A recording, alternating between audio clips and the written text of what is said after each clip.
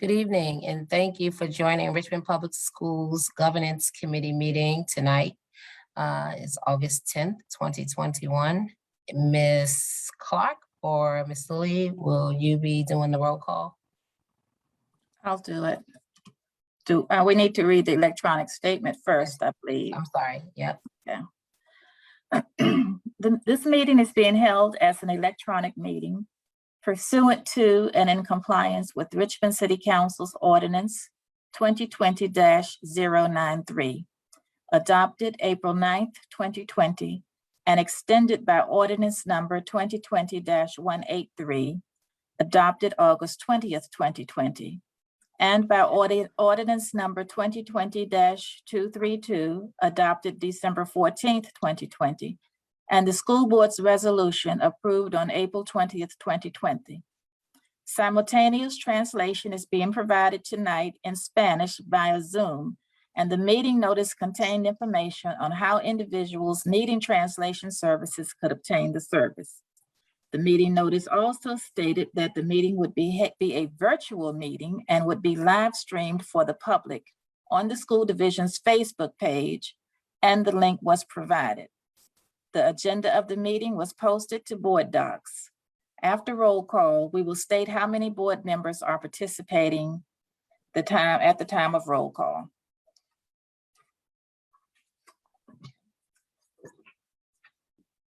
Elizabeth Dorr, District 1.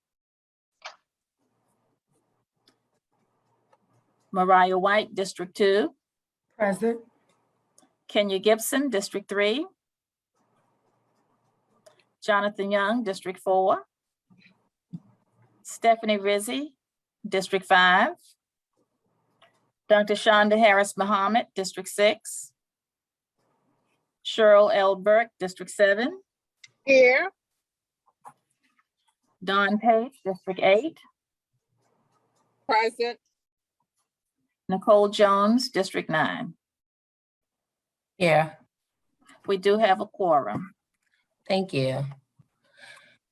Thank you everyone for joining us this evening. Madam Chair, I see that you have joined us. Thank you for being here tonight. We are, this is our first committee meeting since the adoption of the governance manual. I believe it was adopted on June 28th. We had a deadline of July 1st and we made that deadline. But what we did note was that it would be a living document and that we would come back to address any feedback that we received, address any changes that we may want to make, and then also to just do a quick review. And so I'm not gonna go over, it's thundering, but it's not gonna go over Yes. the entire manual. But I did want to, cause it's pretty long, but I did want to kind of discuss a little bit of our norms, and just kind of like, level set there and really focus on what we all agreed upon as a committee and just making sure that those norms are still being implemented. And if not, if there are things that we need to address from there. So I'm gonna share my screen. Give me 1 second. Let me share. I know that we have a few other, let me see, is this the one? Yep. No.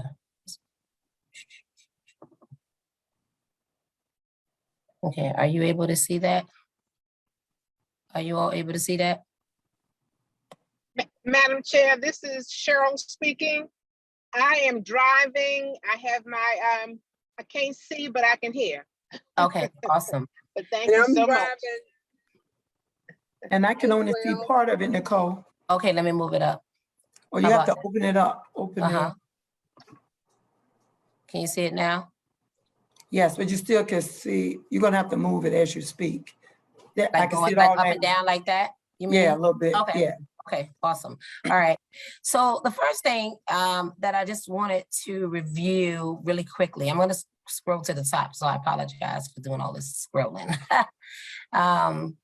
But when we agreed on the information that we felt needed to go into this manual. We all agreed as a committee, that there were certain things that we thought were important to be highlighted, so that we would have a basis to kind of follow along as we continue to allow this manual to lead us. And so part of that was just focusing on why we're all here, which is the goals of our Dreams for RPS. And then we also talked about our standard of governance and the code of conduct that we receive from the board, from the VSBA. And so here is where I would love to start. And I just want to, again, note that, we all have, taken, we made a commitment that this is the code of conduct that we were going to follow based on the norms that were adopted at the VSBA governance training as well. So it's kind of in collaboration with what we've added as a board. So again, I don't want to go through everything because we don't, for the sake of time and just for those who are driving, but I do want to highlight a few that we thought that would, or should be kind of like top priorities. And it's just, we will encourage individual board members' expression of opinion and establish an open two-way communication process with segments of the community, that we're going to communicate in accordance with board policies, public reaction and opinion regarding board policies and school programs to the full board and the superintendent.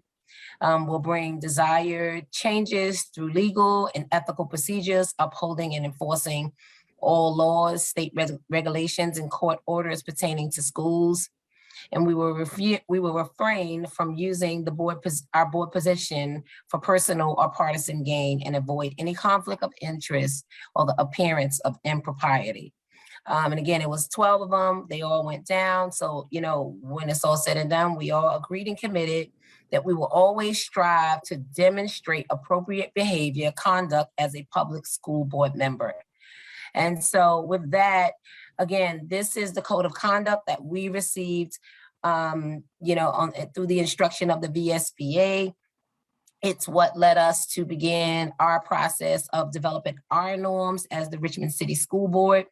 And that is where, I want to draw our attention to that. And I want to come down to these norms really quick. And this is just like I mentioned to everyone, we're just doing a quick overview. We didn't really get a chance to go through the manual line by line at that meeting where it was approved. However, there are things as a committee that we did agree upon when we were developing this that we would come back and look at. So here is where, as the board, as the Richmond City School Board, we all committed. Again, I like to call this our community agreement. I feel like when we put this together, we were all in alignment about what we wanted to see, what we wanted to do as a board, and how we were going to govern as a board. This is not,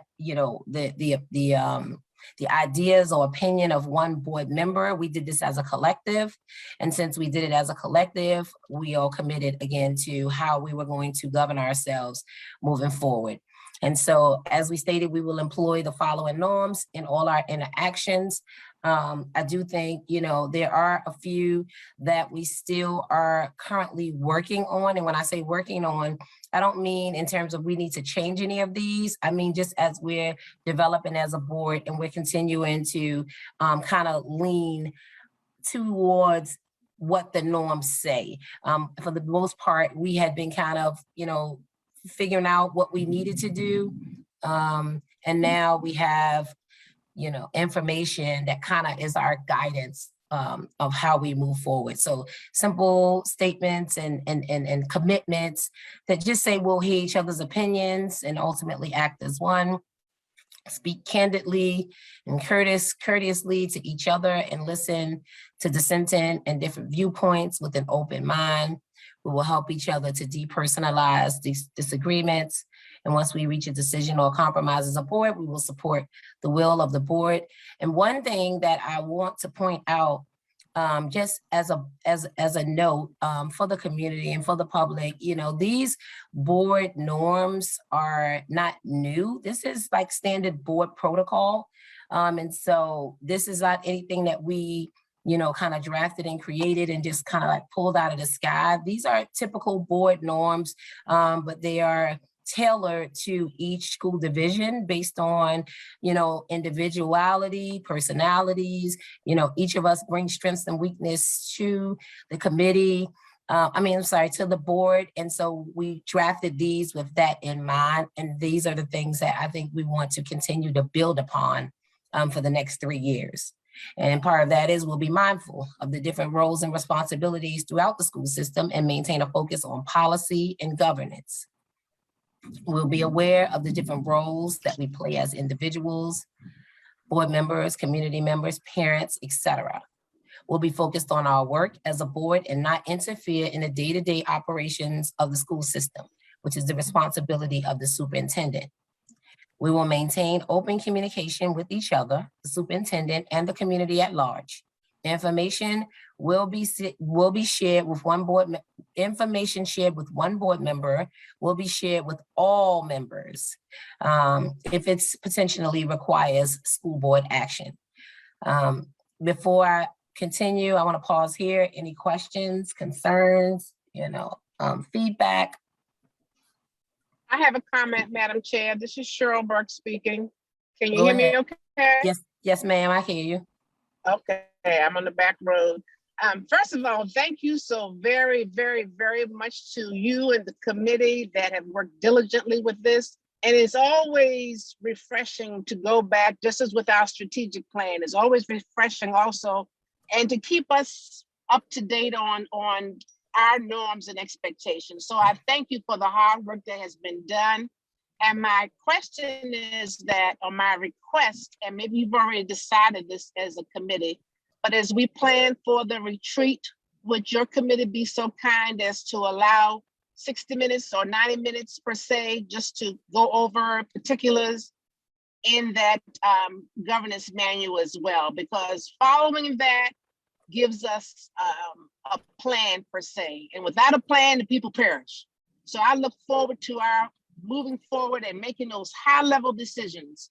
So this will have the opportunity for us to move in that direction. So I thank you, I applaud your committee, and I look forward to receiving more information and what's already in writing. As you stated, it's a lot, but it's all there, and I look forward to following through as listed. But thank you all so much. Thank you, Madam.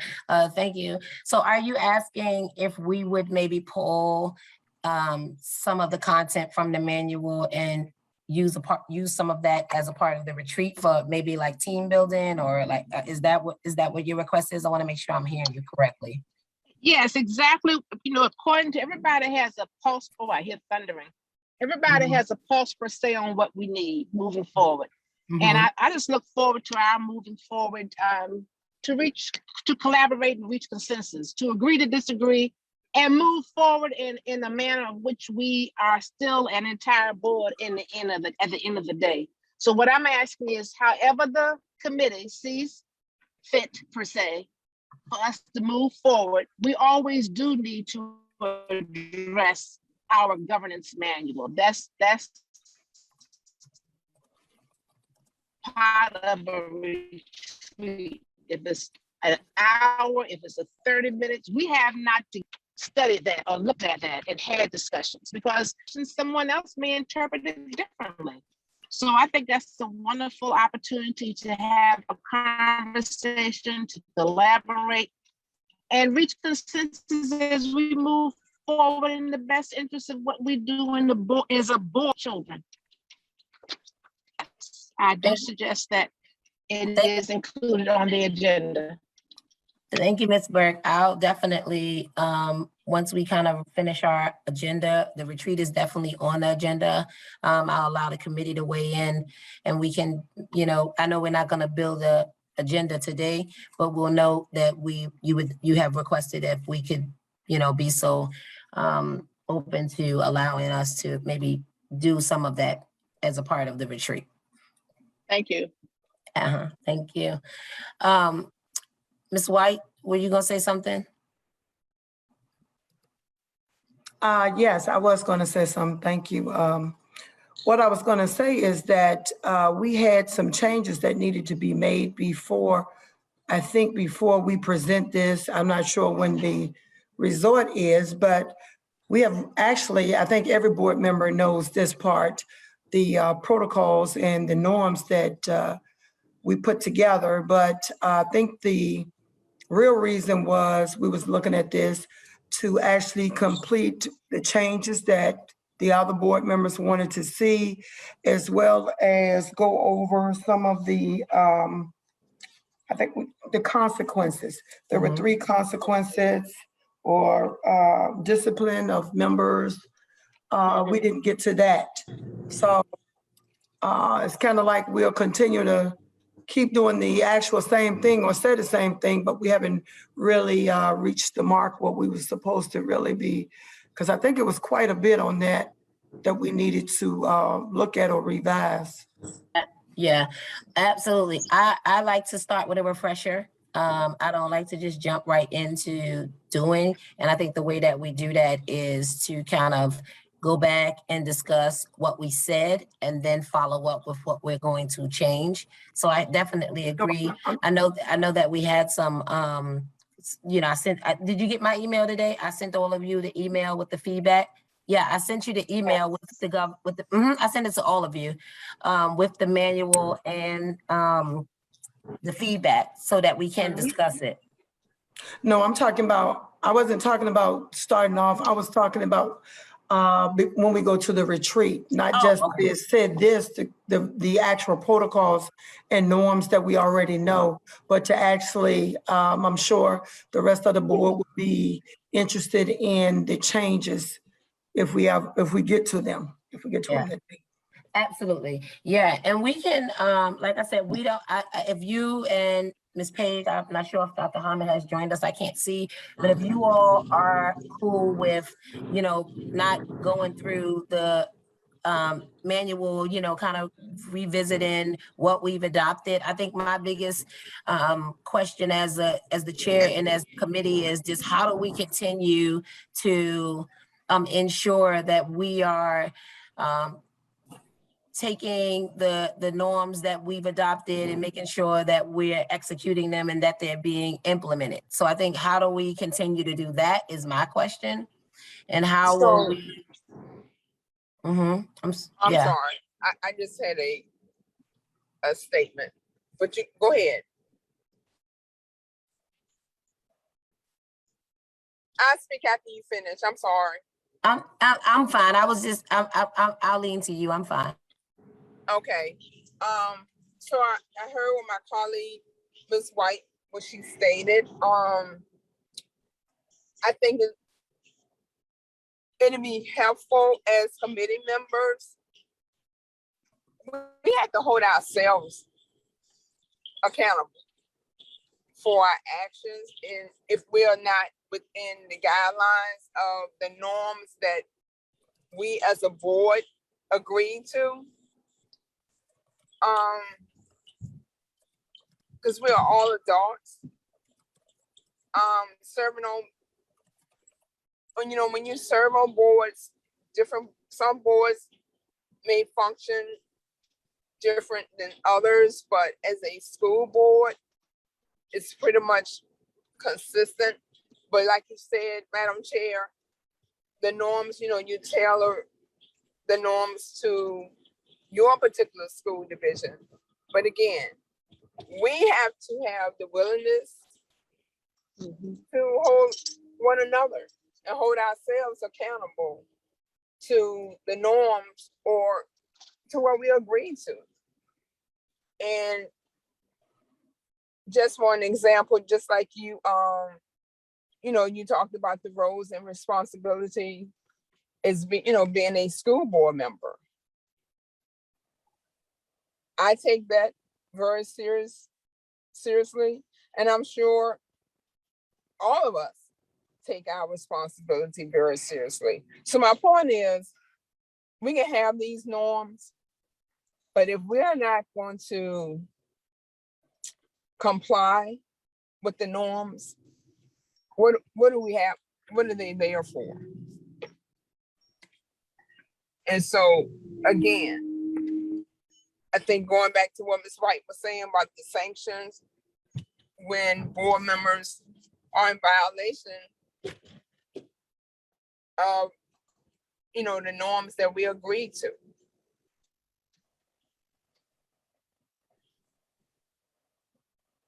So that's my comment.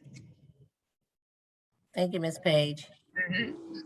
Okay, so I hear what you're sharing. I hear what Ms. White is sharing. And I still am a little, I wouldn't say confused, but I just want us to be clear on how we plan on, yes, we need to hold ourselves accountable, but if we're also looking at what those violations are or sanctioning folks, how do we, or when do we know? Do we go back to the norm when it's time to sanction someone? Or are we like taking notes during a meeting and say, hey, this happened? And so I think, where do these live in a way where if these things happen, we then have that discussion as to how to, So some boards operate like if it's a first violation, the chair would speak to that individual board member. And if that behavior or that violation is violated again, then the board will make a decision whether or not to sanction, you know, that board member. I mean, because if you have, you know, brought it to their attention one time and the violation happens again, then the board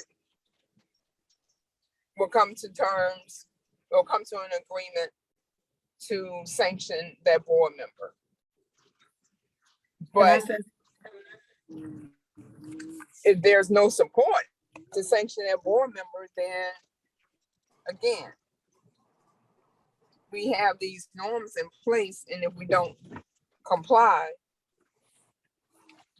it's almost a moot point. thank you, Ms. Page. Ms. White? what I was going to say, thank you. What I was going to say, yeah, we have these norms and protocols. And I think that these violation 1, 2, and 3, we were supposed to be revising because these are, I heard my colleague says, the board members must be accountable. How do you define accountable? I mean, who's to decide what is accountable? These violations 1 and 2 and 3. So if you violate one, look at the violation 1, 2, and 3.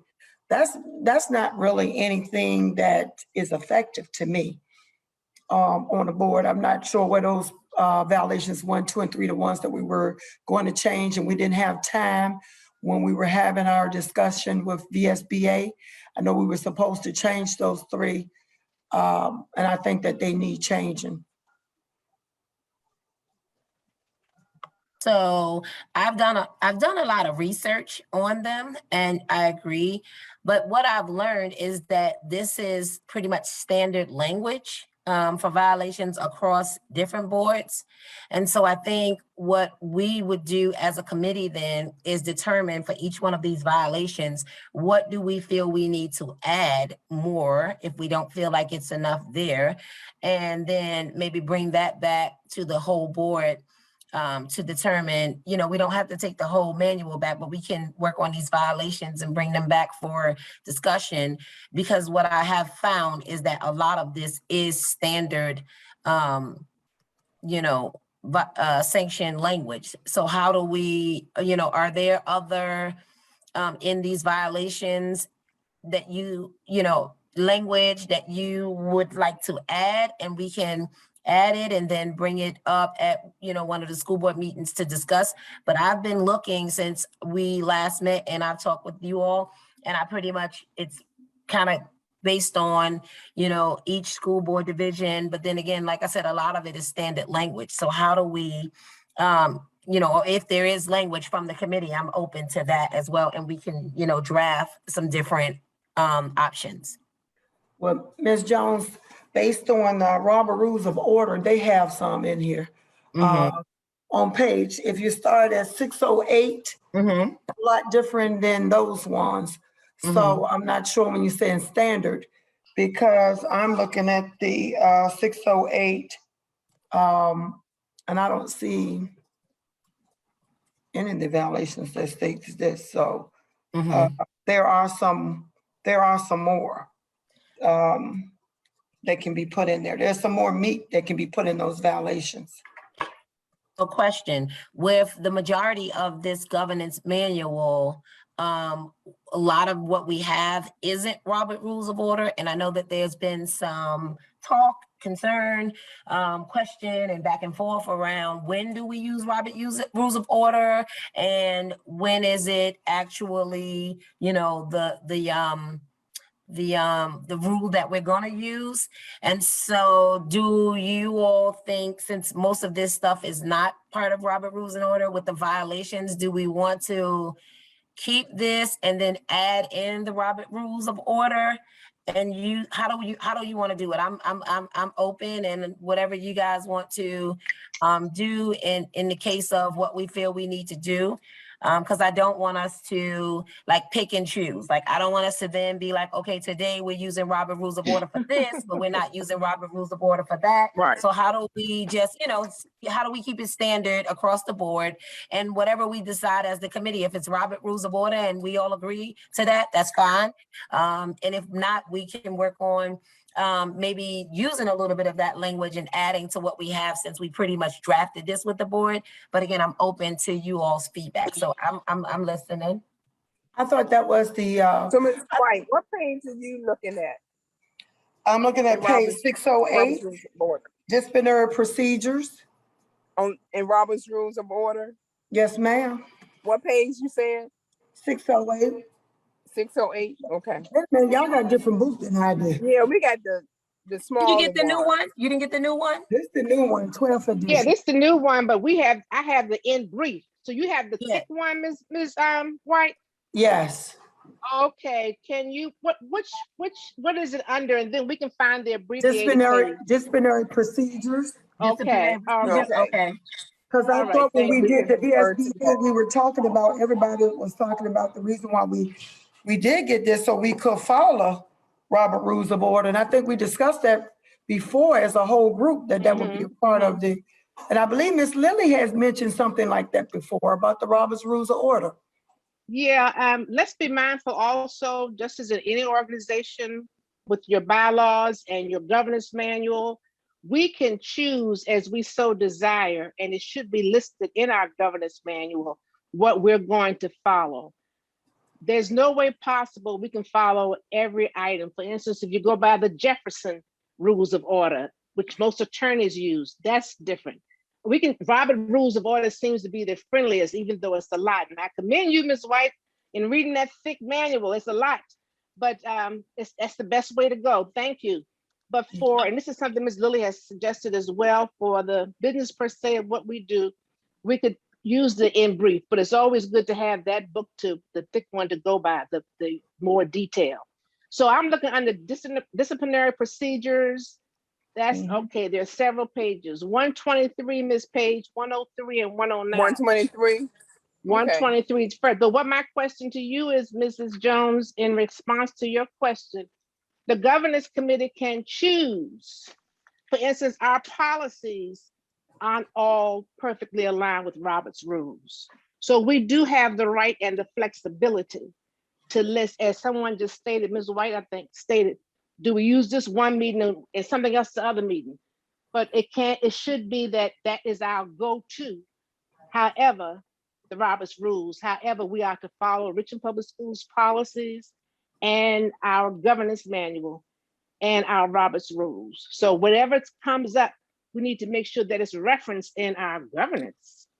And this is something that Virginia School Board Association can help us with as well.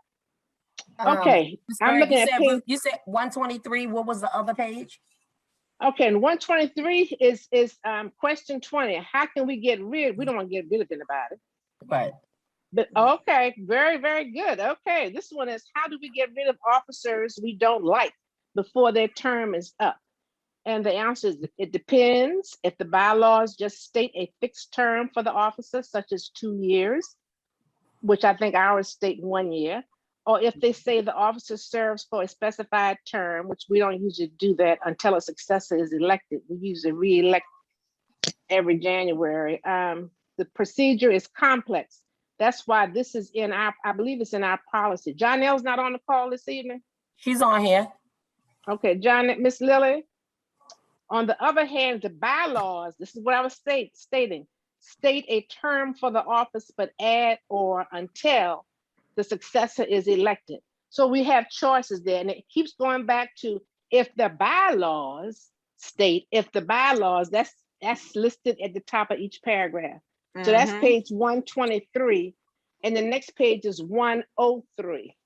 Okay. Ms. So, White, is that what yours has as well? But also we need to keep in mind, whatever we decide to do, it also must be in accordance with our policy. Exactly. That's what I was stating. The policy, our bylaws, exactly. Right. Yes. okay, Absolutely. so let me ask this question for Ms. White, since she brought that up, and then I want to hear from you, Ms. White. Do you think it doesn't sound like the violation that we have here aligns with the one that's in Robert Rules of Order, because that talks about how do we get rid of someone we don't like. And so we don't want to use that anyway as a term. We want to be, professional, and we want to follow the bylaws.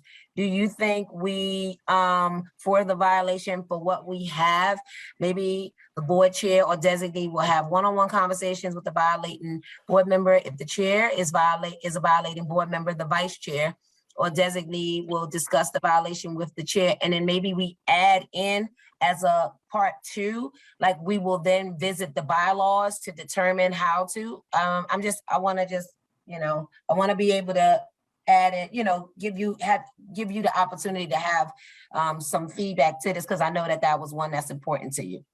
Well, to me, is when you're doing violations on anything, they should be well written so the individual would know what is expected of them, and they understand that violation and they understand the consequences. You can't give me 3 violations and I don't understand either one of them, or they are not effective. Well, it's just that if you come to a meeting and it continues and nothing happens. So what is the purpose of having norms and protocols on paper when there's really no violations? Yeah. So it should be clear, concise, and understood. That's So well said. someone can That's follow. well said. Yes. Hang on, Ms. White. What were you saying? I'm sorry. Are you talking to me? Yeah, go ahead. What you were saying? Okay, hang on, Ms. White. Okay.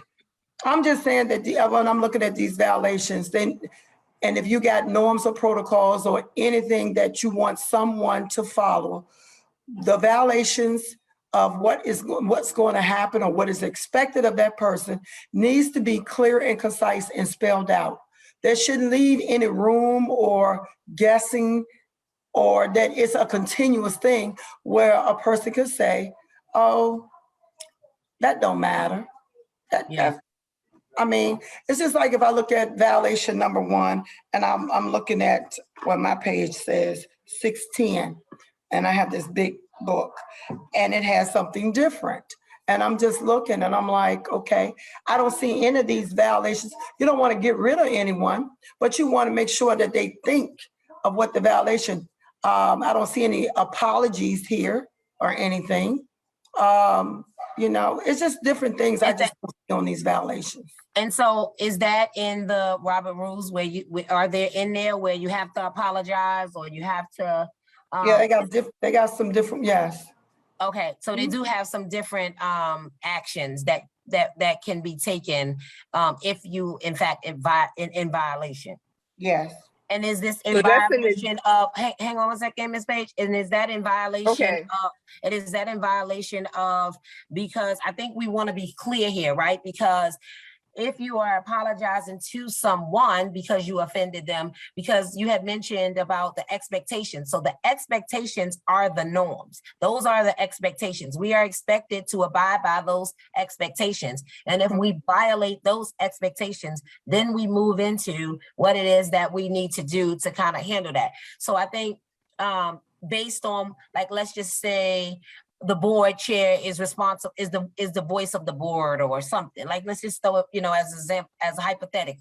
And something happens to that, and the way we would kind of handle that violation of that norm is not going to be exactly how it's written in Robert's rule, because it might not call for an apology. It might call for a one-on-one conversation. So how do we make sure that we're not tailoring violations based on our personal, I know it's in the Robert rules, but I think we need to have room, like you said, to be able to, that there's steps. It's kind of like with our young people, right? We don't just jump to, like you said, we get rid of you. We don't just jump to discipline. You start with having that conversation, and then whatever those next steps are, you Right. then move to that. If it's an apology, if it's to reconcile. And we do need to be mindful of how we do that. I don't think we do that well. And so we do need to think about that. And so I hear you. I just want to be clear that when we put it in there, we're putting it in there as a way to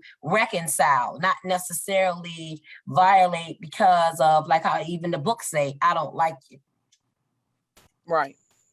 Well, speaking of to that, what I feel is that every member of this committee needs to actually maybe put down 3 violations that they, based on these 3 that you have, and how would they, because everybody can read, and they can actually put down what they feel, how they read it, how they interpret it, instead of just, okay, well, we're gonna say, well, you can apologize for this, or on this one, it says, under no circumstances should the chair attempt to draw out a disorderly member.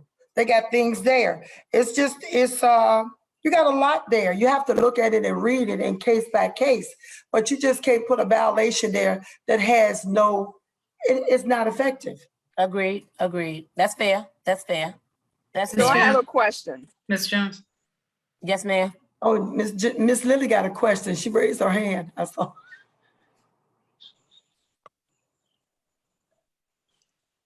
What? Ms. Jones, I didn't know. I can't hear you. I'm sorry. Yeah, you fine. You can speak. I'm Okay. sorry. I didn't hear you because I'm screen sharing. Okay. That's okay. I just wanted to touch base when Ms. Page mentioned earlier. That's where I was going with this, because I don't want you all to, if you want to do more work on it, that's fine. And I'm not saying that these are the end all and be all of all the consequences ever that exist, but you do have violations that are listed in your policy now. And so, so I thought the original intent behind the conversation about the policies, about the violation, was to align them with the policy. Now, if you want to change the policy, that's fine, but you do have things like, the first level is, one member, will go to the other member first, and then, or they may talk to the board chair. And if the board chair is suspected of the violation, talk to the board vice chair. And then, there is a progressive type of conversation about that. Then it talks about sanctions for repeated violations of for serious or repeated violations of the school board's policies and procedures. And I would assume it would extend to the norms, may include public admonishment, reprimand, formal censure, or removal from committee assignments. It talks in your policy about the type of vote that's needed, a 2/3 majority. And then it talks about the implications of being removed from committee assignments, and when the board would be able to reconsider that that consequence. I was going to say punishment, but that consequence, if you will. So you do have, and it's probably more akin to what some of the violations that may be listed in Robert's rules, like censure or sanctions and those, Right. those things. But I think that you want to tailor them to what your body wants, and you do have a springboard from your policy if you wish to keep those violations in there as well. Thank you, Ms. Yeah. Ms. And Page. that was my point. The policy is very clear and concise when it talks about the standard of conduct, from board members. But as Ms. Lilly said, if we don't have the consensus to reprimand the board member, once it gets to that level that, that it deems to, to reprimand that board member, nothing happens. So my point is, we have these policies in place, but if there's not consensus to reprimand that board member, it's a moot point.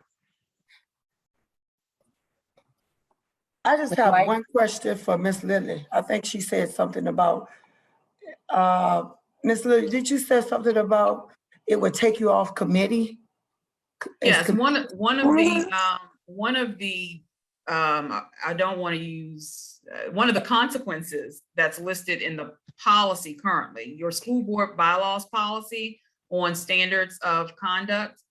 One of the, and I have lost it, one of the consequences is to be removed from a committee assignment.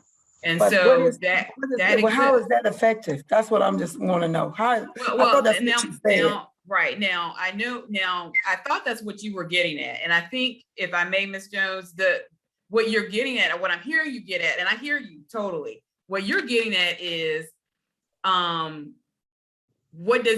effective are these? Not so much that there aren't violations that exist, but how meaningful are these violations going to be to someone? Is that what you're talking about? Yes, because I'm like, Okay. if you're going to take me off a committee, okay, I may Right, not want but to be on the see- but committee see- anyway, so then somebody else will have to come and get it. Right. I but mean, you see, got to look at that's- things like that. I get that. I totally get That's that. right, And so that's we right. I had that agree. issue. We had that issue before, but those are two Yes. different kind of thoughts, so to speak. It is a valid thought to say, okay, how meaningful is this consequence? Is this really going to deter somebody from taking these, having behaviors that are not conforming to your protocols? That's one question. But the fact that you have them, you do already have them. So you may want to strengthen them, or you may want to, like you said earlier, ask your board members, how meaningful is it to me? But I will use me as an example. For my profession, right? A sanction is pretty serious, right? So you don't have to worry about, the word censure or reprimand. Those that's very weighty in the legal profession. And so, but for some board members, having a sanction or a censure on your record is very serious to them. But that's an individual perception of it. And some, like you said, they may not want to be on the committee. So it does, it's just like telling the child, that broke the dishes to stop washing them when they didn't want to wash the dishes in the first place. So, I mean, so those are two different issues, I think, because you do have the violations already. And that's kind of what I was getting at. So committee, and I know we still have a few other things we want to discuss on our agenda. So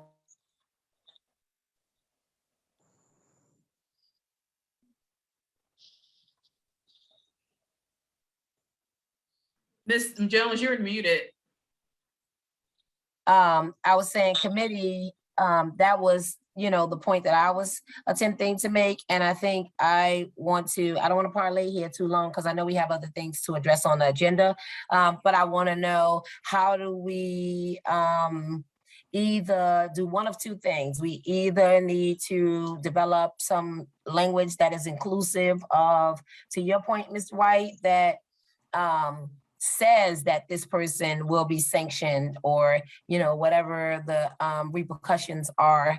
And then also be able to hold these, is one thing, to Ms. Lily's point, you know, that we look at stuff and it's like, oh, okay, we kind of discussed that, but nothing really happened. But if we're in fact talking about sanctions and, you know, all those things, like how will that, you know, how will we handle that? Is that something that will then be put on this committee, or are we just responsible for ensuring that the language gets in there and then it's taken care of? But who decides this? Who decides the sanction? Yeah, that's Who my decides point. that That's my company? point. Yeah. Per your policy, the board would, because the board would have to vote on these sanctions, right? So currently, as it's listed, the board's vote on the sanctions require the 2/3 majority of the full school board, and it has to be recorded in the minutes. So this is a conversation that if it gets to that level, and you're talking about sanctions, it is a board's decision to whether or not to enact a sanction, and then what that sanction may be. So Ms. Lilly, if, like, let's just say, for instance, if Ms. White had an issue, who who does she ask to add this to the agenda? Like how does, like, what's the protocol? There's no protocol, which is what I think she's also getting at. And how do we establish the protocol so that if in fact there is an issue that I would like to bring, or maybe that is the protocol is you bring it to the board chair. But that's what's in your policy. Yeah, Right. and then have that one-on-one, you know, conversation. And I think what maybe we could put, you know, with, they have the one-on-one conversation with the violating board member. If the chair is the violating board member, the vice chair or designee will discuss the violation with the chair. But I do think maybe something could be added to that, because you could have those conversations one-on-one and then no one else knows about them and things continue to happen as well. So it is a little loosey-goosey. And I do think we need to think about if we want to hold folks accountable, good, bad, or indifferent, how does everyone, because you still said you need 2/3 of the vote when you're ready to sanction someone. And so if conversations are having outside of the board, how do you then come back and say, okay, yes, Ms. Lilly? Can I share my screen with the policy, or, okay? I'll stop sharing. But also, can I share? So this is an actual experience with this policy. So as a former chair, I have actually spoken to that board member that was in violation. And the first time, but then it happened again. And then I took it to the board. But again, we didn't have 2/3 to, you know, to do anything to address that violation. So it goes back to The board. we have these policies, you know, but how meaningful are they if you don't have the 2/3 vote? And I'm speaking from experience.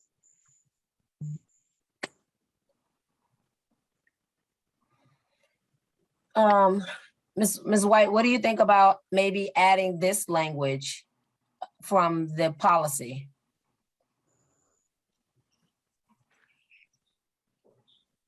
Underneath maybe the 3 policies that we already have, since they are kind of similar, but these give a little more detail. Well, excuse me, I'm gonna go with the majority because since it's a board, I'm not gonna speak for, I'm just saying if this, well, it is 3. If we're gonna go, are we gonna go with RPS bylaws and policies and the Robert Rules of Order? Is that on our protocols? I mean, what is on there? What are we going by? Well, based off of the governance manual, for the most part, we've gone by policy. We've gone by what was in our policy and what was in our bylaws. So I do believe we should stick to that. Do everybody have a policy of this? Does everybody have the policy? These All the bylaws and board, policies? all the board members, you mean? Mhm. They should, on but we board can make, docs. yeah, but we could also make sure that it's redistributed. Because if we adding it to the manual, we can also make sure that it's redistributed to everyone. And they made aware that this will be this will be what we'll be following, which is part of our bylaws. I mean, that would be one thing that I guess you could bring up to the board and see how they interpret it. Mhm. I'm not going to speak for an entire board, but Yeah. Ms. Page, anything? I'm fine with that, but Ms. Page? Yeah, I mean, because like one time before we've had the norms at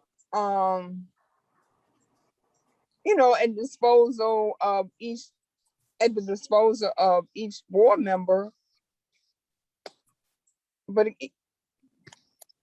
yeah, I mean, we can try that to get feedback from everyone. But again, in my opinion, this is just Dawn, board member talking. The policies are very clear. So that's all I'm going to well, say. the policies are the policies are a lot more clear than the ones that's on that paper. So Mhm. on the I guess the previous norms that we were supposed to have been revising, but the policy is a lot. No, they've always been in place. The policy has been in place. I'm not talking about the policy. I'm talking about the ones, the violation 1, 2, and 3, that when we went over the norms and protocols with VSBA, we were supposed to be revising those. That's the ones I'm talking about. They are not clear. Yeah, so we could always, because I think it is a caveat. I cleared my screen, but I think it is a caveat on the bottom that said we would add in rules or whatever else it said that applies. So we could essentially put those 3 from the bylaws in there and then bring it back to the board. I think that would be a start. And we can then go from there, because to your point, Ms. Page, the policies are clear, but at the same time, even with having the policies clear, it still goes back to how do we enforce them and how do we really hold each other accountable based on these. And I do think we do need to develop the practice of doing that, but it also has to be fair, and it also has to be,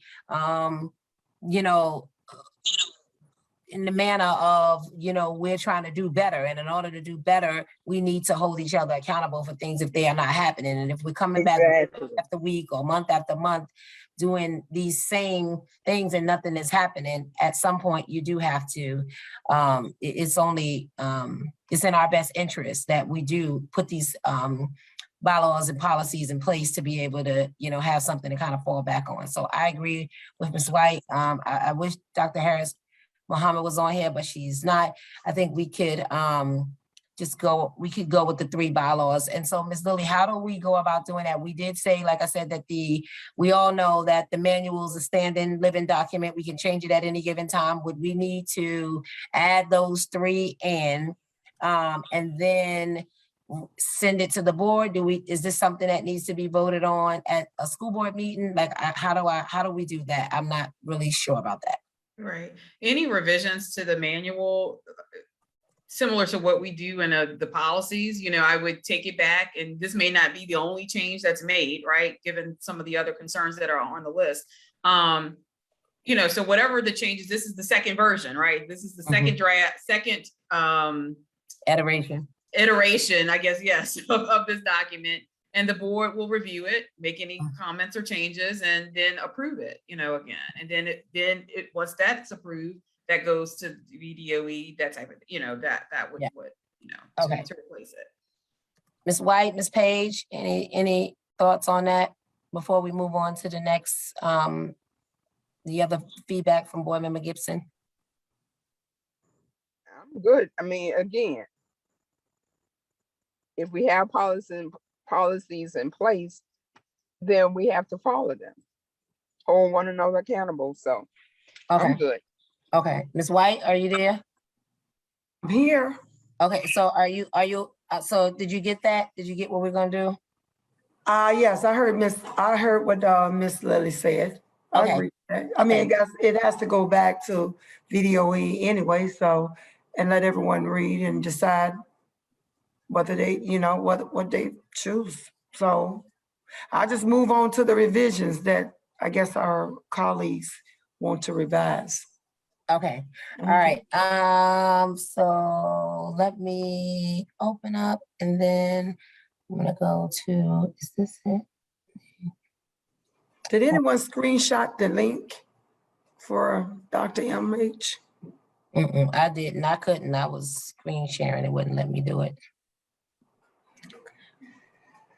I need to open up my, let me see, where is the other doc? Hang on 1 second.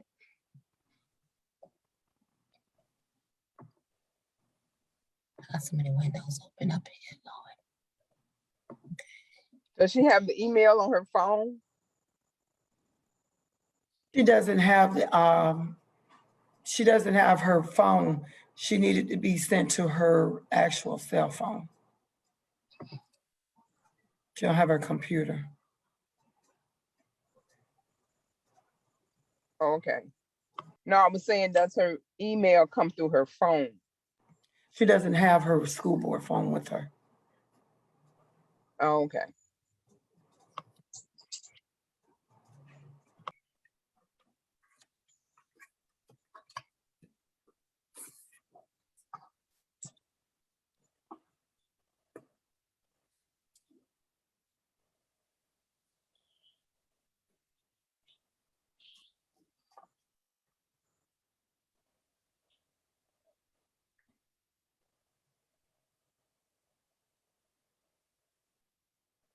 You're muted, Ms. Jones. You've been muted. I'm sorry. I'm I so saw the used- cursor waving and then I looked, I was like, oh, she's talking. I'm so used to not having to do this, but Miss White, Miss Page, are you able? Everyone is able to see this, correct? Right. Go down, I think, to the first one. This is it right here. Is This that one, the first right? one? Mm-hmm. Okay. Yeah, that right here is just the date that she submitted, and I wanted everybody to be aware of. So part of some of this, how do we want to do this? Do we want to just review this each one individually and then discuss, or have you all had a chance to read this beforehand? Yeah, but some of it is already in place, such as the MOU. We discussed the MOU more than twice because we did an update more than twice a year about the MOU. So I'm not clear on that one. Okay, and who do we, well, let's start at the top. Let's start here.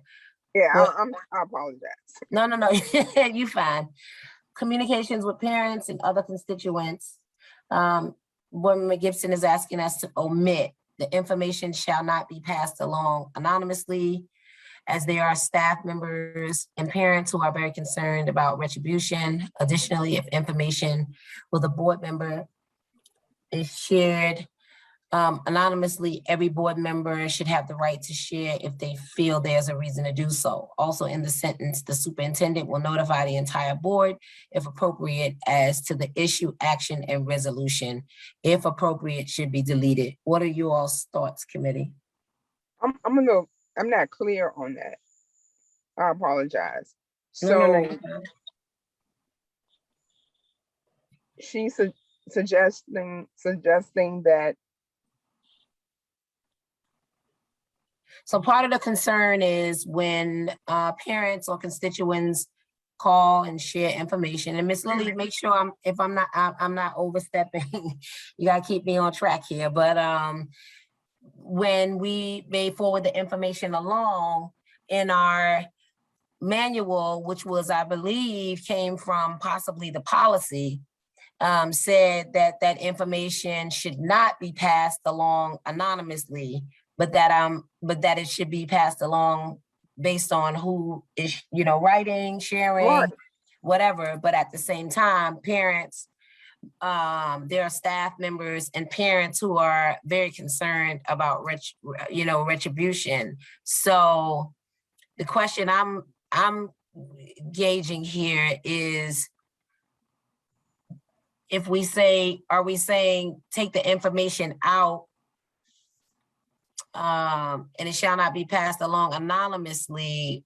Like, I'm a little confused too as to what are we saying? Yeah, I'm confused. Additionally, if information with a board member is shared anonymously, every board member should have the right to share it if they feel there's a reason to do so. But when we get a complaint or concern, doesn't have to be a complaint, concern, whatever, from a community member, a staff member, it is our responsibility to share with the superintendent so that the issue can be addressed. And then it's the responsibility of the superintendent to inform the board member, how that matter was addressed. So I think her concern is, okay, Ms. Lilly, I'm yes. not thank you. clear. Oh, no, I was just going to, again, refer back to the policy, and the way that we handle it in the constituent services policy is, and maybe this will, you can add the language or what have you. We said, and this is policy 1-5.7, in the types of communications, and this set, again, this is a full policy on how you all deal with constituent services. Now, I'll leave that there. I don't know. Anyway, there's a flow chart and everything. But anyway, it says that under the types of communications, anonymous calls, it distinguishes between informal communications, formal communications, and then anonymous calls or letters. So for the anonymous calls or letters, it says anonymous calls or letters received by board members may limit the school board's or administration's ability to fully respond to the concerns raised. Whether an anonymous communication is investigated will depend on the nature of the allegations raised and the extent to which information has been provided within the communication. So I'm not certain, where and I thought you all had kind of talked about some of this at your governance training as well. So I'm not sure where this is, but you may want to add that type of language. The issue with anonymous communications is that if you don't know the source of it, it's going to be difficult. Not that it can't necessarily Exactly. be passed along, but it's going to be difficult to investigate it. Therefore, you need to manage the expectation of one, the anonymous person who is giving the information, the school board member, because if you're giving that anonymous complaint to the superintendent, the question becomes, how much can the superintendent do with it? And then, so it's about managing the expectations of what you all expect from an anonymous complaint. And so it may be that if you choose to omit the language, as Ms. Gibson is suggesting here, that you put the caveat in there about the limitations with respect to the anonymous complaints. Yeah, because like if someone comes to me and they say they want to remain anonymous, and then I would say, then how can we address the issue if all the details to the concern or whatever it is, don't have the willingness to share all of the information, then it is kind of difficult to address the issue. So I like what you said, Ms. Lilly. That's just from the policy. It's just listed from the policy. Yeah. And so you may want to put the caveat in wherever page 13 is, you may want to put that caveat in there. Mm-hmm. Yeah.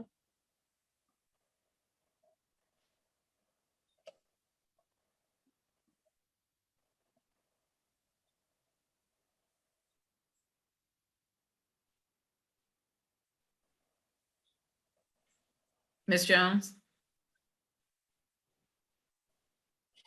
Yeah. So we saying we'll add a caveat that says, that states, You can just take it from the policy, policy 1-5.7. one Constituent dash 5.7. Yes, the constituent services policy. Ms. White, you there? I'm here. Don't leave us. I'm not.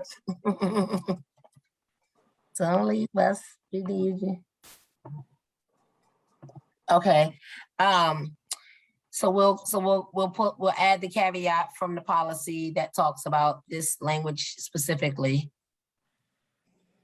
And do we think, and then, I got a question. yes, ma'am, Ms. I just White? have a question on looking at saving time. Based on all these questions, is all of them referenced really in the policy where we can go down and look and see if it's in the policy? If it is, if it's not, then we can discuss it. Ms. Lily? I assume that the second bullet is about, I would have to look at the governor's manual. I assume that this is about your policy potentially.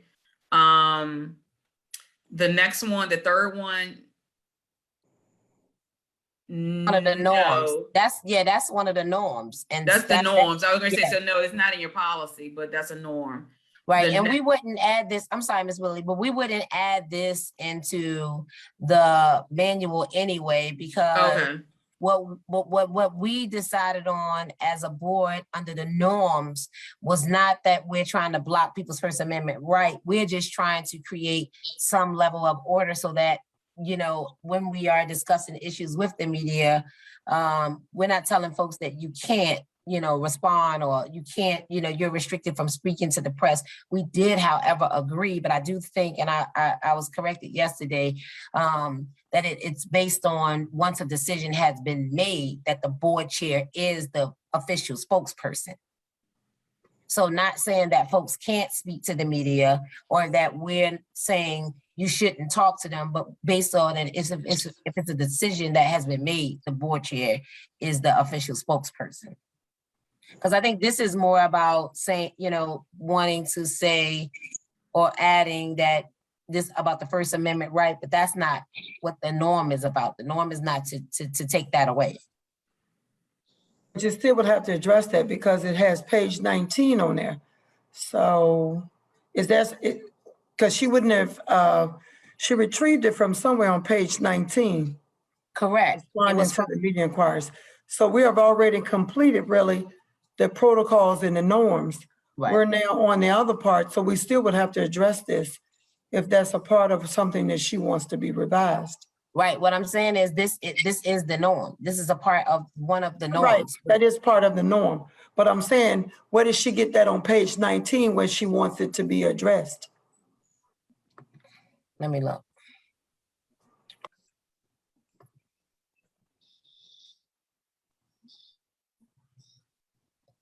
Responding to the media. The chair is the official spokesperson for the school board. It is, if it's a specific school board member's response, if a specific school board member's response is requested, the reporter should be directed to the comment that was given prior to taking the vote. Board members, when giving comments individually, should clearly state that they are speaking as an individual representing one board member's opinion, not on behalf of the board. The superintendent or designee will be the spokesperson on the day-to-day operational questions. So here on that, that's what I'm saying. We do realize that every board member has a right to their First Amendment, and that's stated in there. It's just simply saying that, and then it says board members cannot be restricted, but nowhere in there does it say anyone is restricted from speaking to the media. It just says that the board chair is the official spokesperson based on whatever that vote or comment was prior to that vote. But if you are speaking, you're speaking on behalf of yourself as a board member, not as the board. So that's what I'm saying. Like, this was never, I didn't read anything, and I could be misreading it, but it didn't sound like that was what that norm was attempting to do. And I concur with you, Ms. Jones. Ms. Lilly?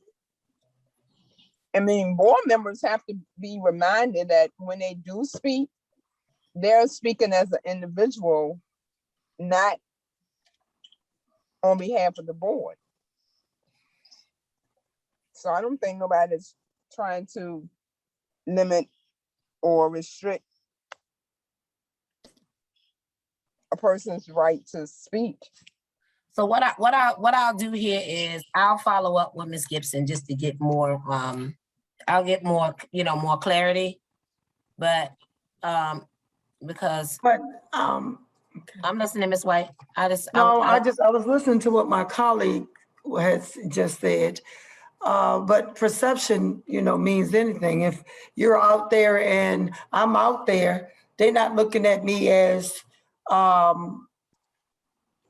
I'm Mariah White. They know that I'm a board member.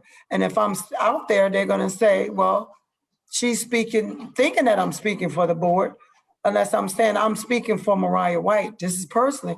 Otherwise, if I'm not speaking for Mariah White, they have board member White out there. She's speaking.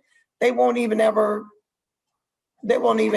think about that I'm just speaking on my own. They're going to be thinking that I'm sorry, that was my dog. I'm sorry. No. I mean, just remind board members. I mean, because board members do it now. Right. So just remind board members when they speak, they speaking as an individual, not on behalf of the board. I mean, I'm not really sure and I don't want to overstep. So Ms. Lilly, again, help me. But I'm not sure if we can actually, even to Ms. White's point, I think even if you say, I'm not speaking on behalf of the board, the perception is that you're speaking because you're a part of the board. You're speaking about something that may have happened. I think what board member Gibson is getting at is just making sure that in that we are not, restricting them from being able to speak and respond to media inquiries because we all get them. And I don't. And everybody has their say on any given moment. So I mean, I don't know I'm not sure what point we're trying to make here. So you will follow. I'll follow up. And then as far as the MOU, as Ms. Page mentioned, we do discuss that on a regular. I will ask the question about all documents provided for public video e-meetings. I remember that came up, but I'll follow up with Chair Burke on that because we don't, as the governance committee, we don't get the information from VDOE anyway. So that's not something that we can add to the manual because we don't receive that anyway. So I'll follow up. Chair Burke. I'd like to hear what Miss Lilly has to say. She never spoke. Thanks, Ms. White. I was just first going to ask, just as a point of context, I was operating with the understanding that the norms that you all had that were in that particular document, you discussed those as a board and agreed upon those as at governance, at your governance training. Is that correct? Correct. Okay. So everything that's referenced here that was listed as a norm, there was consensus that it be written the way that it was written. Correct. Yeah. Okay. And so some of the points here, maybe, just wanting additional clarification perhaps, but I don't know, to the point that as far as media inquiries and such, what you read, it did not have any prohibitions against people speaking out. The policy, your standards of conduct policy 1-1.5 doesn't prohibit anybody from speaking out, but it has the admonishment that, you all to do the disclaimer basically that you're not speaking for the board and, those types of things. So, I'm not sure what other language, should be added in that particular section. The MOU piece, that's already, it looks like that's already been covered. And then the last bullet regarding the 10 o'clock hard stop, again, I would just defer to the consensus of the board at that governance training. And, you know, that's what was discussed. Whether it's realistic or not, I think it remains to be seen. We did it, you all pushed and kind of, we were close the last meeting. I don't know. I don't remember what time it was, but nonetheless, so you can assess and move forward and modify that if you see fit. But again, I won't say voted on, but I think I would say that you know, consensus was reached, you know, regarding that particular, the norms and protocols, if that in fact took place at the governance training, because I was not. was. Okay.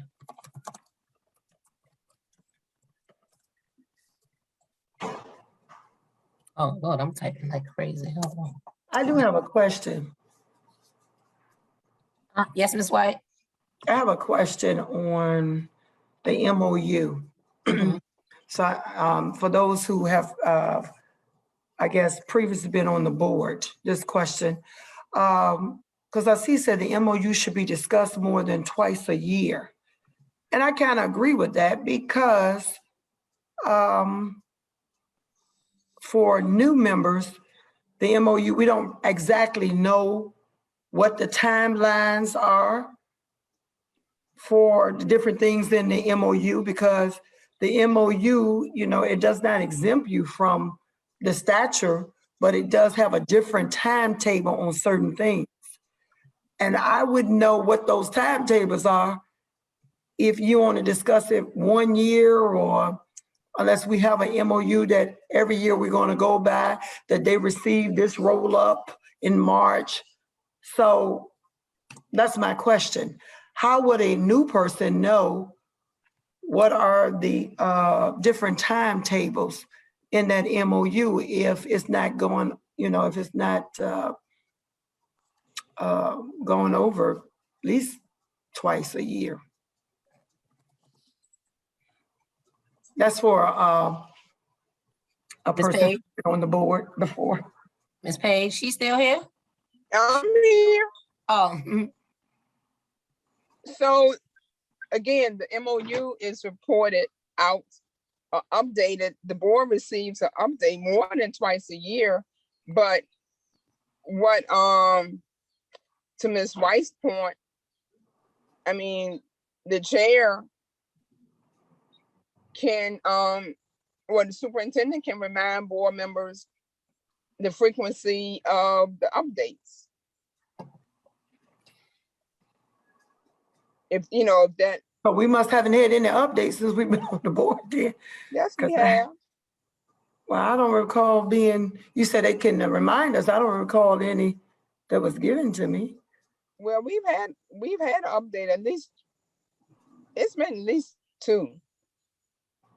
I mean, well, we get so much information, but again, But those, I mean, yeah, we do get a lot of information, but those are time sensitive items to me that I think that we need to, you know, be looking yeah, at. so, I mean, we can get leadership, make sure to update, the frequency, or, you know, and the superintendent update the board on the frequency that we receive updates, but we have received updates regarding the MOU.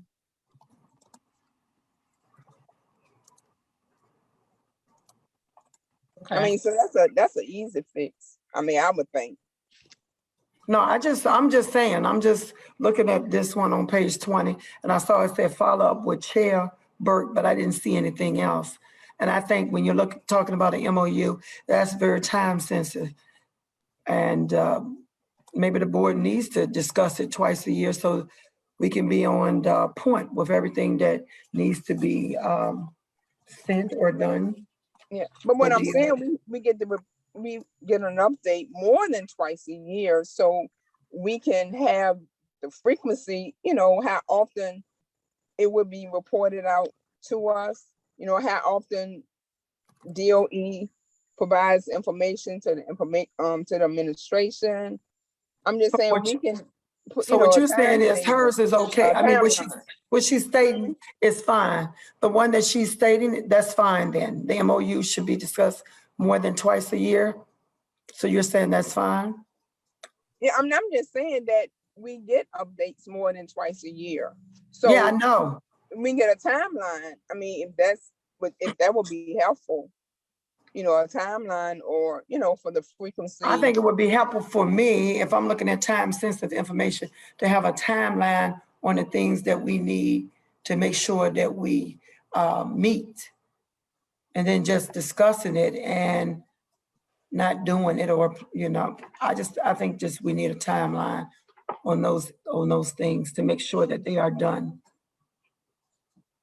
Okay. Yeah, that'll work, a timeline. So, when we'll be receiving an update.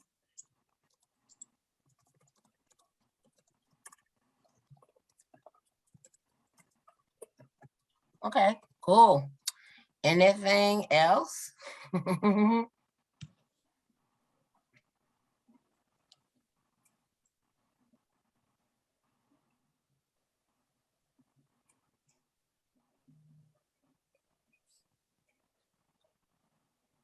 Now, good. I have one more question. Yes, ma'am. The first one, on the other items to include.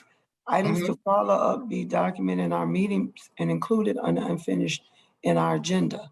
Does that mean, I see what she's saying on this, but does that mean, are we going to, just because we put it under unfinished business, are we going to actually, the next meeting, are we going to actually visit it? Or are we just gonna put it on unfinished business in our agenda? Yeah, that's a good question, because I know sometimes when we don't get to stuff or we do need to follow up, it may not come on a meeting for like 2 meetings later. Is that what you're saying? And so, like, are you asking what's the same thing, kind of like what's the timeline for the Right. unfinished business? Because if you're going to include it under unfinished business and you're going to say we're items for follow-up, you should, if you're going to put it on unfinished business, then I'm assuming, I don't know, that's why I'm asking, is that going to be, are we going to visit that the next meeting? Because then you should. I mean, I think the leadership should let us know when that item, will be addressed. So Yeah, you won't be guessing. yeah. Yep, agreed. Mm-hmm. Anything else? I'm good. Got another question. Come on, Ms. White. I'm on a roll now. I'm almost at the end. Come on, Go girl. ahead, girl. Well, you said we should include more specific information on the use of Zoom for meetings moving forward. I did have a little question concerning that, because I'm not sure if it's a policy, Ms. Lilly. You can correct me if it's a policy or not. I know that basically we're still in the pandemic and we may go out again. I'm assuming that we probably will. Is there a policy that you can use Zoom, continue to use Zoom? I know this just came up, based on the circumstance, but I think that, because I haven't seen anything that way you can use Zoom for different meetings, or if a person, I'm not sure if a person can't make it, can they call in or Zoom? So I would like to know that. Is there a policy for that? Yes, so there is a policy addressing the the use of electronic meetings in twofold. And what you'll see also, what you're voting on Monday, is the second read of the update of that policy, which will include the ability for you all to have electronic meetings when there is a local governmental shutdown, if you will, or emergency operations. The technical language I don't have right in front of me, but if there is another, like for instance, if the city says again that, you know, we're a local emergency, basically, then we can, right now, we can use that moving forward. Right now, we're using the, and that was just codified. Of course, like you said, a lot came up in the pandemic, and the ability for public bodies to use the electronic means when there was an emergency declared, basically, is there. And so we know that the city still is operating under that. I think that they're going to come out of that, but even after that, as long as the city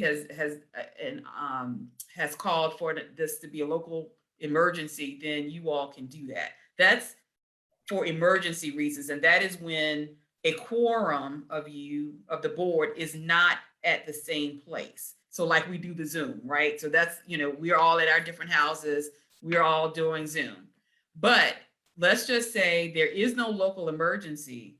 There has been the provision of the law for some time that board members, for various reasons, can be permitted to, by vote of the board, to participate in the meeting if a quorum is present somewhere. Like, you know, we have the meeting at MLK. If at least 5 members are present at that particular meeting, another board member can call in if there's a personal matter, if there is an emergency, if there is an illness of some sort, that the disability that would render the board member unable to attend in person, they would be able to call in, and you have to have the voice heard from, the audience would have to be able to hear the person's voice. But that's a different circumstance than the pandemic issue. So either, and then they have limitations on the number in certain instances of times that a board member can do that, depending on the circumstances. So the answer to your question is yes on both fronts, but there are 2 different circumstances that would trigger either, one part or the other of that. So if there's, say for instance, snow, or say for instance, my job takes me out of town and I can't be here physically while y'all having a meeting, does that allow the person to actually come in? Well, I'm not even sure if Zoom is, I was gonna say, actually have the person that come in Zoom or by the phone to the meeting? Does any of those? Yes, and that in that instance, it would trigger the personal matter. It sounds like that's a personal matter. It's not an illness. It's not a emergency of some sort. But that would trigger the personal matter that you can call in. You would have to state, the board member would have to disclose to the chair what the nature of that matter is, and the board would have to vote on allowing you to be able to participate in the meeting electronically. Once that's done, usually in the past, and we've done this before the pandemic, the board member will have to call in on the phone. And I don't know, maybe, I'm sure that because of the pandemic, our technology may have improved, that this could be a little bit different. I don't know. But usually the phone worked and people could hear the member's voice and you could participate that way. And that's limited to twice per calendar year, I believe. So this is what we're going to be voting on Monday, you say? Yeah, it's just part of the law. The law, this is what I've recited to you is already currently part of the law. And right, so there's not necessarily right. So if you look in your packet of that policy, the grouping of that policies, it's policy 1-6.6. Electronic participation in meetings from remote locations.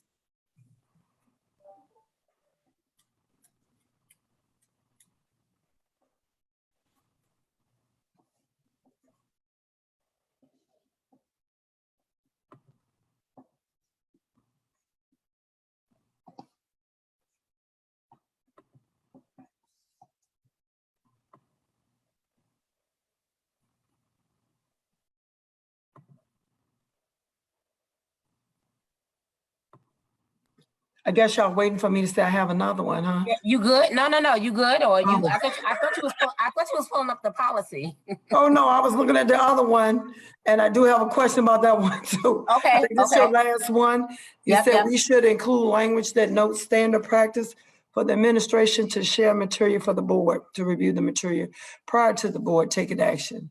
And that was in our governance training? Yeah, that was in the governance. Let me go back to it right quick. Hang on, right? 1 second. Go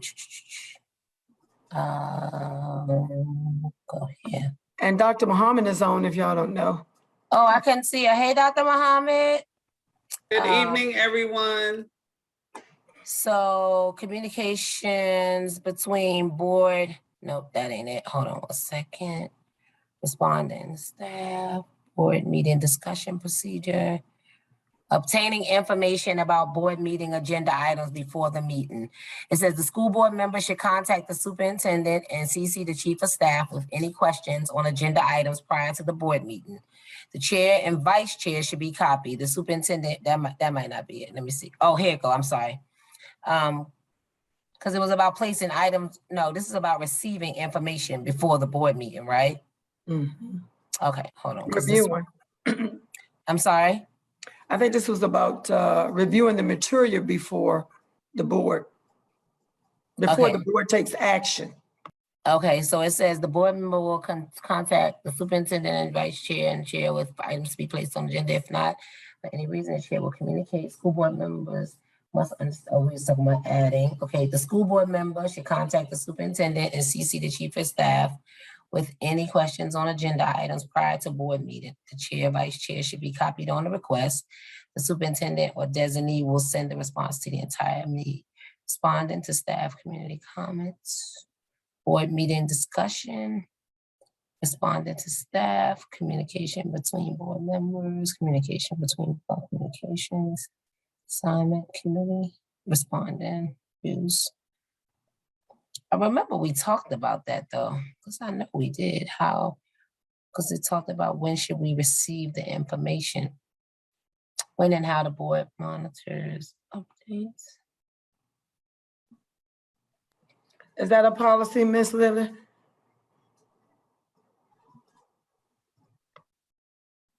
Stands now, the policy on getting the agenda and the agenda materials just simply recites what the law requires, which is a copy of the proposed agenda and all agenda packet materials shall be made available for inspection by the public at the same time such documents are furnished to the school board members, and unless there's an exemption under FOIA.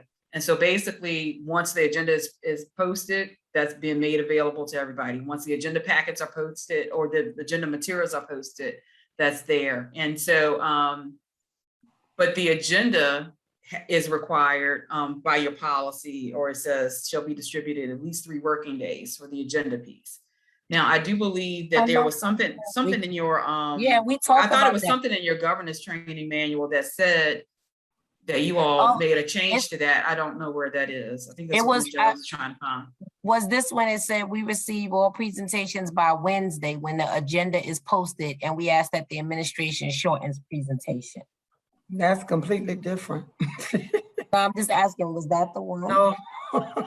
That's what you all, I think that's what you came up with in the governance training, but that is not what your policy requires. But again, you all came up with these norms in your But I'm thinking she's stating, I have to agree, part of this, I do have to agree. I don't think we put this in our governance training. Okay. That's fine, yeah. Dr. Muhammad, do you remember? Her. Yeah. I'm here. I No, wasn't there, we so. did not. I was getting ready to type something in the chat. Oh, I know. No, I don't recall us doing that.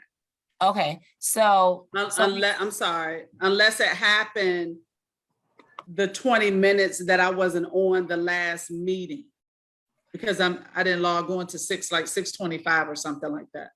No, I could have sworn we did, but I'm fine if we didn't. I could have sworn we talked about this because I know it's always been a ongoing conversation. We did, excuse me, we did talk about it. We did, but it wasn't like something in the manual. Like there wasn't a statement that we placed in the manual when we presented the manual for the whole board for review prior to June the 30th. Got it. Okay, so what's the policy, Ms. Lilly? On when the administration has to share materials. I do think this is important. It's definitely important. I think Miss Lily's, what she just told us was dealing with the agenda. We're And the looking agenda actually for the materials, material. the agenda materials is, agenda materials is synonymous with, I would think now, unless there's a different interpretation, with the materials for board to review. I think that's talking about the same thing, the agenda packet. Right, so if you then will. maybe, so then do you feel like, Ms. White, Dr. Harris Mohammed, that we add this to placing items on the board agenda? This is what we have, and then we could add this last statement at the bottom. The board member will contact the superintendent, vice chair, and CC the entire board with items to be placed on the agenda. If an item is not added for any reason, the chair will communicate with the requesting board member and when the item will be added to a future agenda or why it was not included. The deadline for requesting to add items to the agenda is within 72 hours of the meeting. School board members must understand that adding items to the agenda on a night of the school board meeting may and can delay the administration providing information for all board members. If a school board member wishes to add an item to the school board agenda, they have the option to add it to new business. Now, do you want to maybe put that language on the bottom, that also to ask that we have the information prior to making, if a decision, I don't have it right in front of me. Let me see what it says. The standard practice for the administration to share materials for the board to review the material prior to board taking action. I think we need to, I think Ms. Lilly had a time limit. I forgot what she said, maybe 3 or 4 days, because sometimes we get the material right then. Yeah. And being board docs, you just get, or it's something added. You have it up, you have board docs, and then the next thing you say, you have a new item or new document. That's not the time limit. If you're telling me that the agenda and the stuff have to be in there 3 days, okay, it's there 3 days and then I'm getting a new document, that's not 3 days. That's like that moment. So is it 3 days? Oh, go ahead, Ms. Lilly, I'm sorry. The agenda by your policy should be distributed 3 days prior to the meeting. But if it's something that the agenda itself. I'm not talking about the materials. The items, yeah. The materials by law are simply supposed to be, now again, you all can go above that or set a time frame or what have you. But the policy basically says that the agenda has to be set out at least 3 days, and that's your policy statement. Because again, by law, all your law requires is that the agenda and your agenda materials go out at the same time that it goes out to the board members, right? So that could be the day of, right? That could be, so the law basically says the public has to get it when the board members get it. In your policy, you have set out that your agenda should be done within 3 days. Your agenda materials by your policy need to go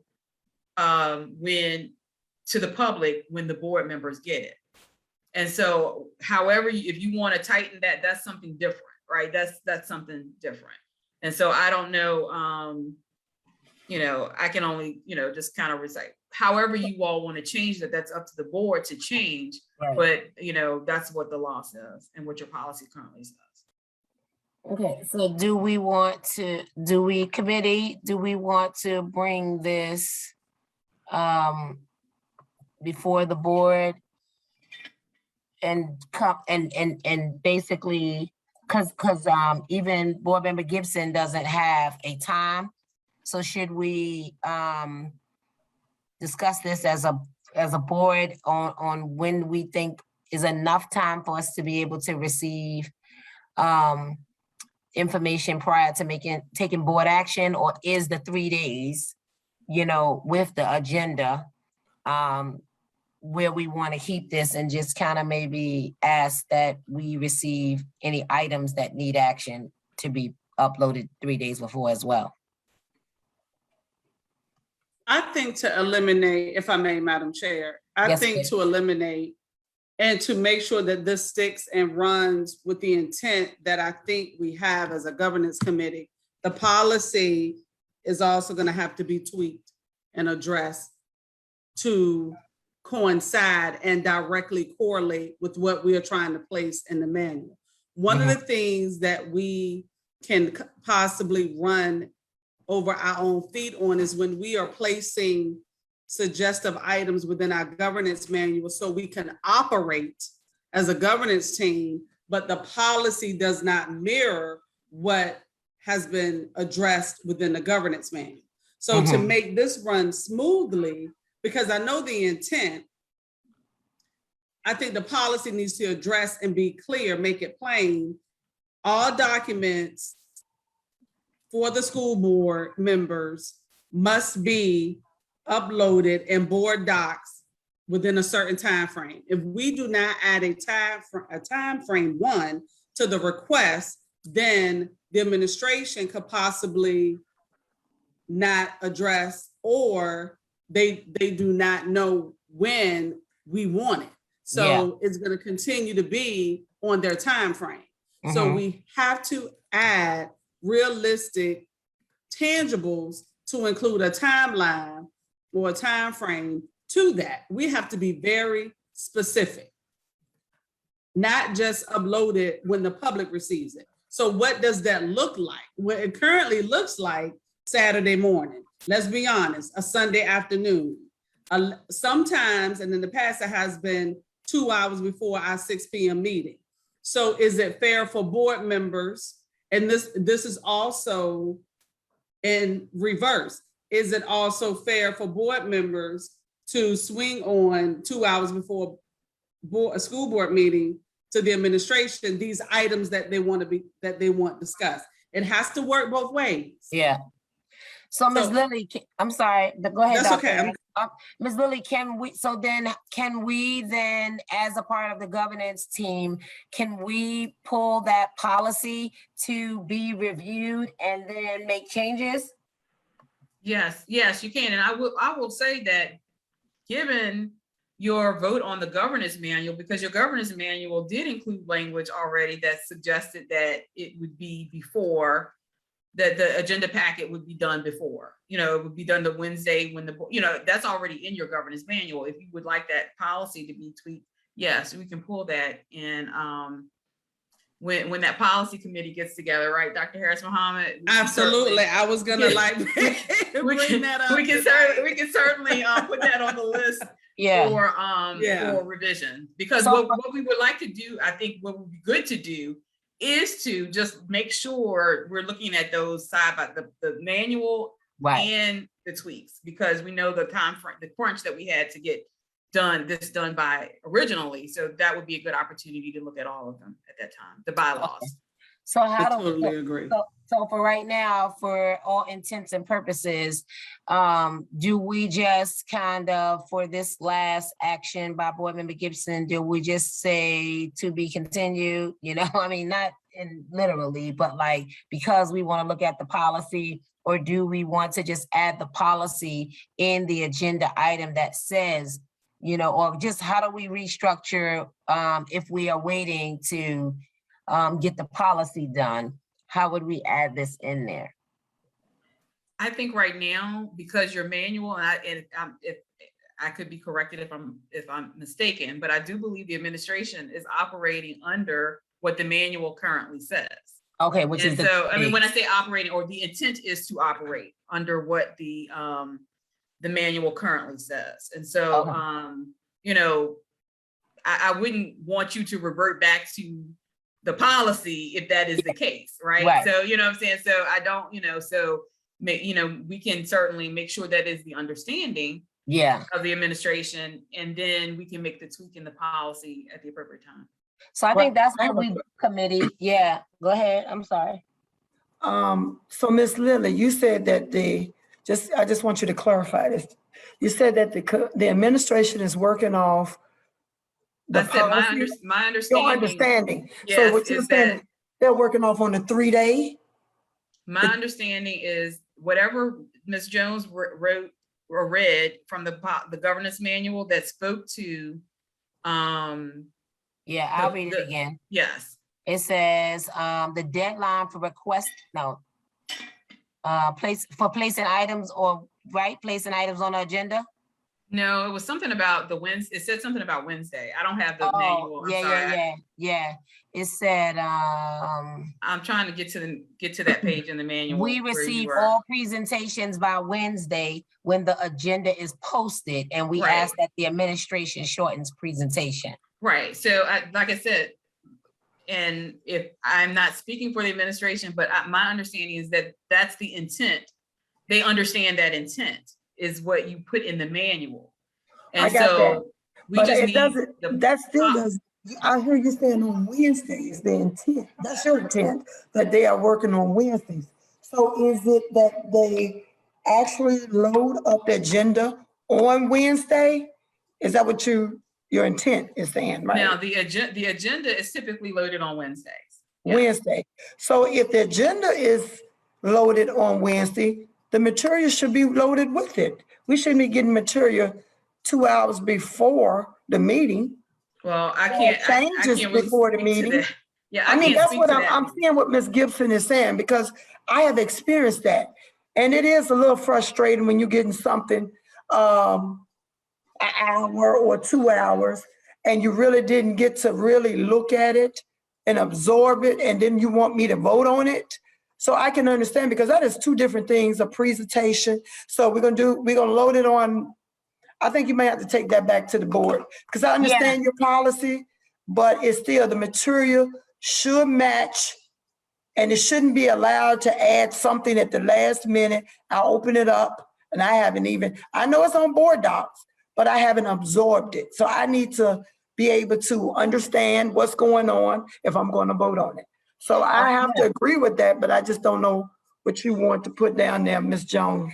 I think at this point, what we'll do is, I'll definitely share this concern with Chair Burke, and I will ask her to reiterate just where we are on this at the moment. And I think what I'm probably going to ask is to maybe present the changes that we will be adding to the manual for the September board meeting, because Monday is right around the corner, so I don't want to add anything relative to governance. But I do think that by then, it's kind of like what we were talking about earlier. It's like, if it's there, then we have to make sure, and that's why I think it's important to talk to Chair Burke, but it's like, we have to make sure that what we're saying and what we came to consensus on is happening. And if it's not happening, we need to make sure that it's being known that it's not happening.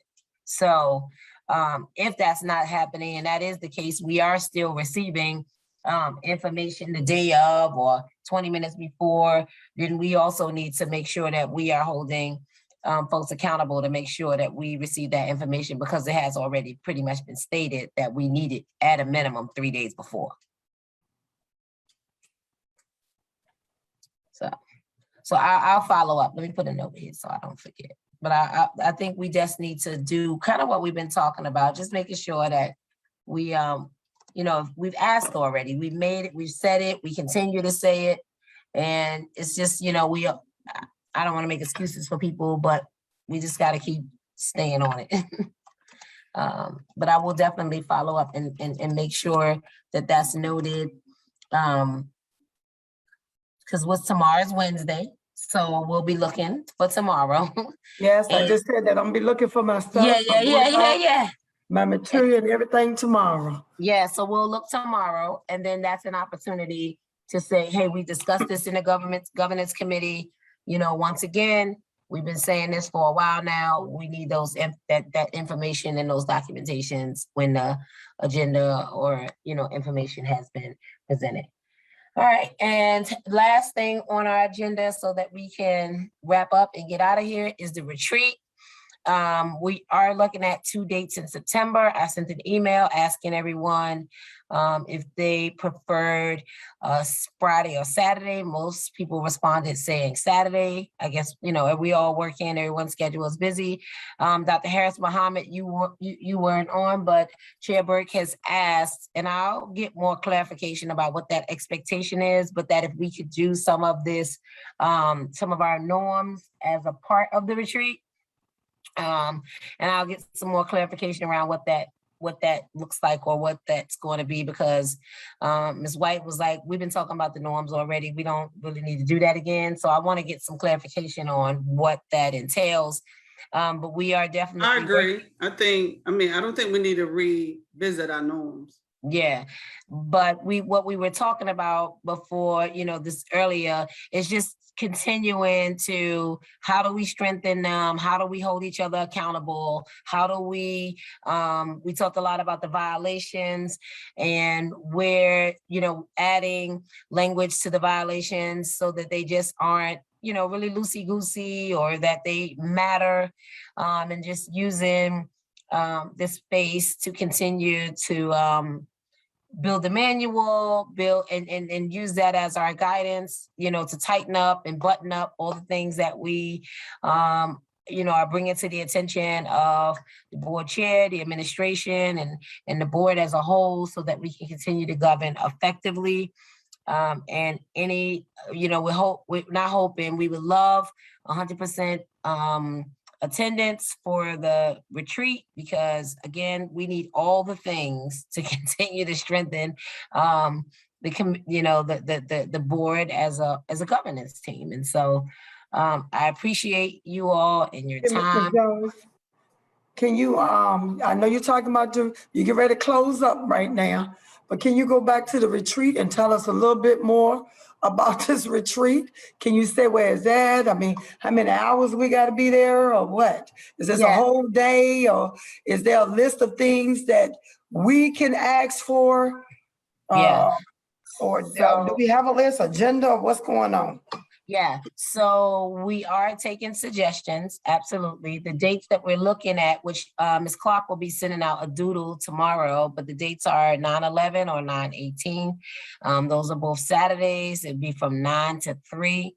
We are definitely, as a part of our MOU, we would love 100% attendance.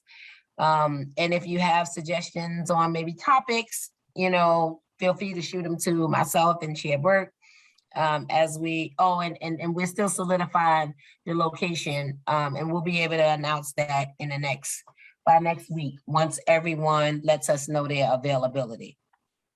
And my other question is, Ms. Jones, is there, this is a retreat, but is there any way that we can request documents? What kind of documents are you thinking? You mean to be shared at the retreat, or documents that if we plan on using as a part of the retreat, you all receive them? Or any documents like the superintendent may we came on the board, we didn't get a really brief back. We didn't get a lot of the documents, as the new members didn't get documents. And I know that when we had the VSBA, I remember Ms. Patterson saying that, I think I wrote it down somewhere, that Mr. Cameron will give us some type of document, share something with us. I haven't received anything, not from him. So I'm wondering, are we going to get these things at the retreat? Yeah, well, I know as a part of, and I was just looking at it, where as a part in the manual, we talked about when we transition, and it says transition and new members. And we talked about, each new member should receive pretty much an orientation that provides an overview of the division and introduces the member to key staff, a copy of the strategic governance manual, latest version of Robert Rules of Order, RPS, all that stuff. But if there are other things that we were supposed to receive or that you didn't receive, absolutely send that to us as well. Okay. I have a list. I'm gonna send it to. Who do I send it to? You? The list? You can send it to myself and copy Chair Burke. Well, send it to Chair Burke and copy me. Okay. Yeah. And so we are, trying to finalize that. We're diligently working on that to get that together.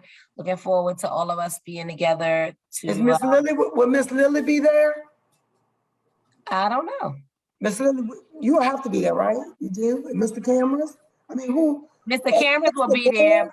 Yeah, it'll be the 10 of us, but I'm not sure about Miss Lily.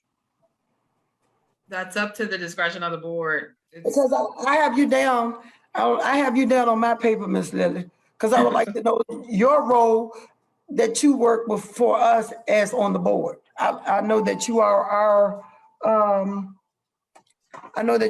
our attorney, and I'd like for you to go over your role too Sure. as the attorney. That's, if that's what the pleasure of the board is to do that. I know that before you guys came on board, there was a brief orientation, I believe, one time, and we kind of went through that really quickly at that particular time. And, you know, so I'm not opposed to doing that again.